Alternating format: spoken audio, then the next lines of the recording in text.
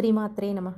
దునోతుధ్వాంతం న స్థులితదలితేन्दీవరవనం ఘనస్నిగ్ధశ్లక్ష్ణం చికురనికురుంబం తవ శివే యదీయం సౌరభ్యం సహజముపలబ్ధుం సుమనసో వసంత్యస్మిన్మన్యే వలమథనవాటి విటపినాం.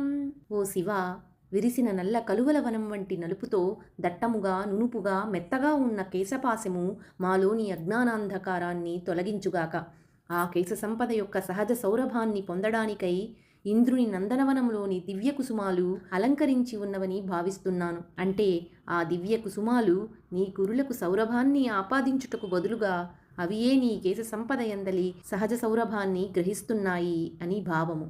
తనోతు క్షేమం నస్తవ వదన సౌందర్యలహరీ పరివాహ స్రోతః సరణిరివ సీమంత సరణిః వహంతి సింధూరం ప్రబలకబరీ భారతిమిర ద్విషాం బృందైర్బందీకృతమివ నవీనార్కకిరణం.